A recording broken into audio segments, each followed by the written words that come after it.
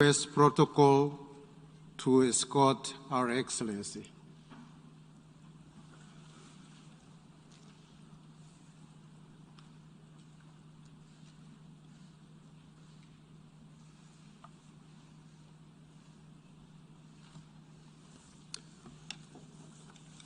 On behalf of the General Assembly, I have the honor to welcome to the United Nations Our Excellency Samia Suluhu Hassan, President of the United Republic of Tanzania, and to invite her to address the Assembly.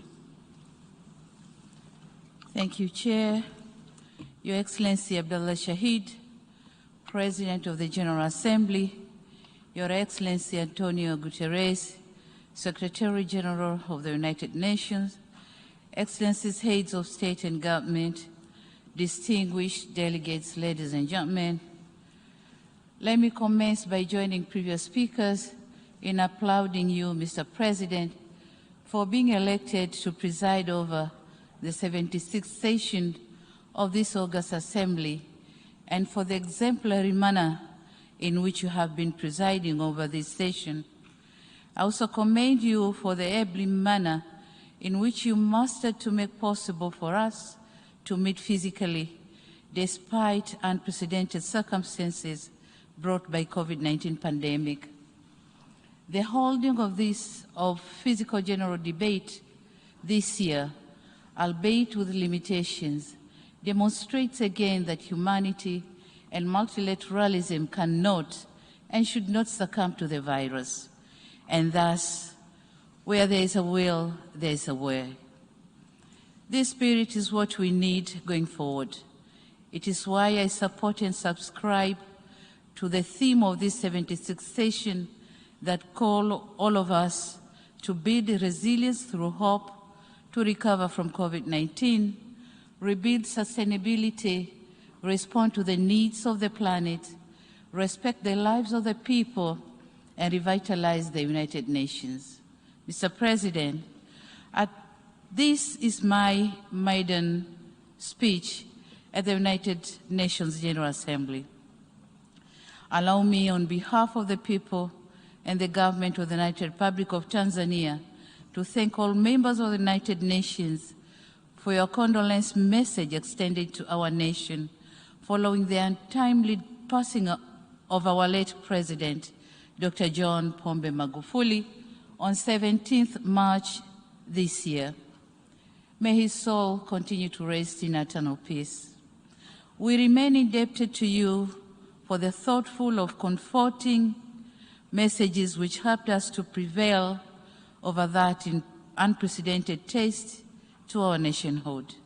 It is in the same vein that I thank the outgoing President of the 75th session for dedicating a slot on the 59th plenary meeting of the General Assembly on 16th of April 2021 to pay tribute to our beloved late President Dr. Magufuli.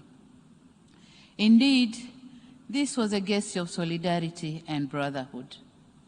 Mr. President, it is not by sheer coincidence that I chose to attend the United Nations General Assembly as my first trip outside Africa since I took the office. I did so out of my deep sense of conviction and faith in multilateralism, in solving multitude of challenges that our world faces today. I'm here to assure you that under my stewardship, Tanzania will remain a formidable member of the United Nations and a dependable supporter of multilateralism. We'll keep our arms open to those who embrace us and engage with us. We'll continue to be Tanzania that you have known and relied on, a Tanzania that peacefully and respectfully coexisted and cooperated with all countries, big or small, mighty or weak, rich or poor, to make this world, our world, a better place for all of us. Mr. President, COVID-19 pandemic has reminded us how vulnerable we are as individual countries, regardless of our size, wealth, or geography. As we meet here today, we have less than a decade ahead to meet our collective commitment to achieve the Sustainable Development Goals. I note with great regret that according to the Sustainable Development Goals report of 2020, right now, the world is not on track to achieve the 2030 agenda, mainly due to adverse impact of COVID-19. The report further shows that in some areas, this pandemic has even reversed the progress that was already achieved years back. For instance, it is expected that around 71 million people who got out of extreme poverty will be pushed back into that situation because of this pandemic. What is depressing is the fact that these impacts are not felt evenly. We in the developing world are the most affected. It is therefore imperative that concerted efforts are undertaken to address this devastating situation. Mr. President, developing nations must be assisted in addressing socio-economic impact of out of COVID-19. On this note, we are thankful to multilateral financial institutions for their efforts in saving many economies from collapsing. These kinds of interventions are important. We cannot afford to take refuge on the onset of COVID-19 as an excuse for not making sufficient progress on achieving the Sustainable Development Goals. Mr. President, Tanzania has not been spared by COVID-19. After the onset of the pandemic, we in Tanzania, and I believe in many other developing countries, were stuck in the twilight of protecting lives and protecting livelihoods. Measures advocated by the World Health Organization were geared towards protecting lives. However, in an economy like Tanzania, consisting of a bigger proportion of people living on subsistence economy, whom we need to keep them afloat, my country therefore adopted all necessary measures to curb the spread of COVID-19, including joining the COVAX facility to ensure that Tanzania gain access to the COVID-19 vaccine.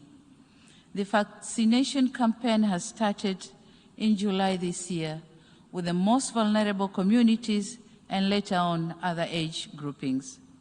Mr. President, globally, when COVID-19 vaccines were being developed, some of us were hopeful that this would mean something good to all of humanity. Nevertheless, we have come to learn that the virus is moving faster than the global production of distribution of vaccines. And the vast majority of vaccines have been administered in high and upper middle income countries. With the current pace, it is less likely that we'll meet the WHO threshold of vaccinating at least 40% of people in every country by end of 2021, and at least 70% by the first half of 2022. The level of vaccine inequity that we see is appalling.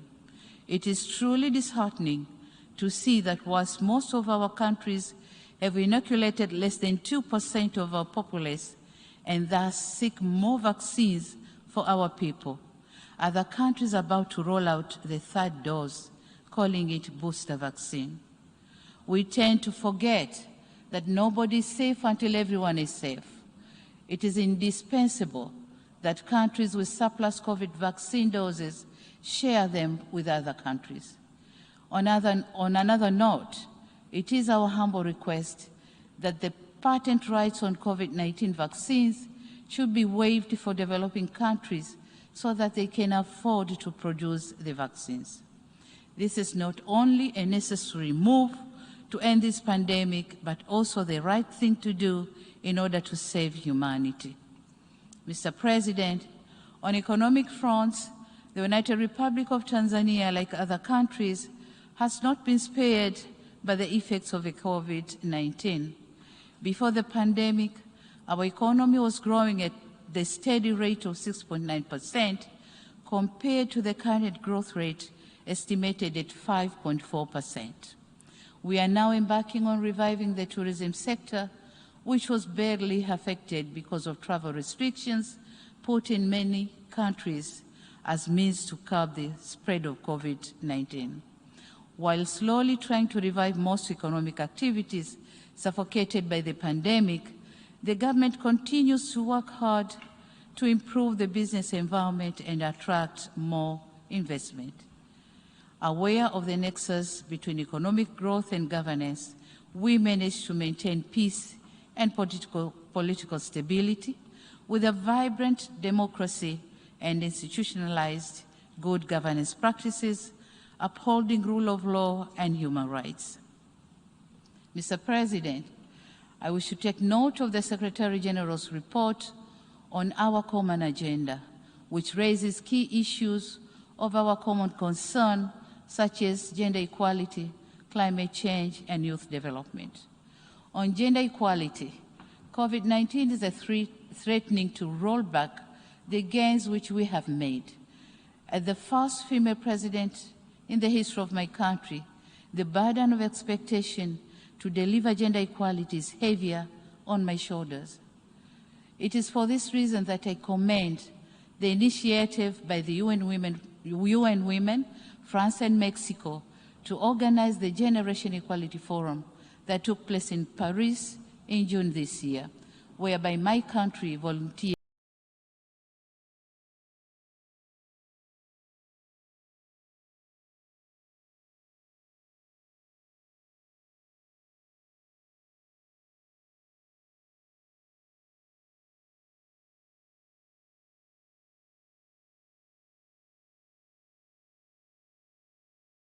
to ensure economic empowerment of women, but also other aspects pertaining to gender equality and gender parity. We are also working on designing and implementation gender-responsive macroeconomic plans, budget reforms, and stimulus packages with the objective of reducing the number of women and girls living in poverty. Mr. President, the challenges of climate change are really affecting livelihoods, peace and security, and forceful displacement of our people.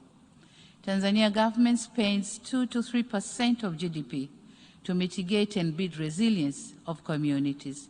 And this is a lot in a country which is still grappling with poverty coupled with the emergency of the COVID-19 pandemic. The pandemic has compromised our capacity to respond to harmful impact of climate change.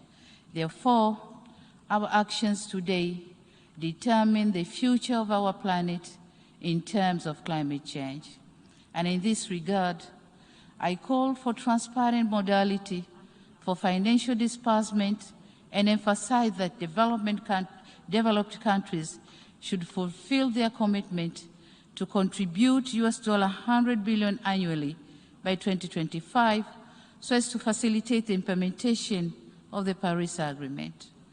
Mr. President, in conclusion, I wish to echo my country's commitment in pursuing the principles of multilateralism as enshrined in the Charter of the United Nations.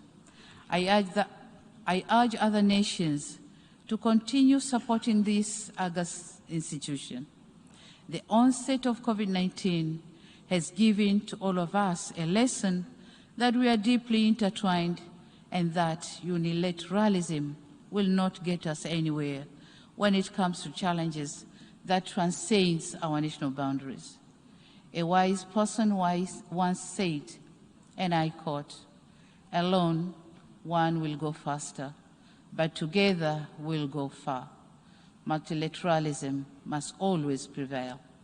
Mr. Chairman, I thank you, and I thank you all for your kind attention.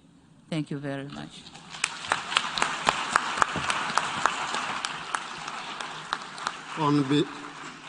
On behalf of the General Assembly, I wish to thank the President of the United Republic of Tanzania for the statement just made.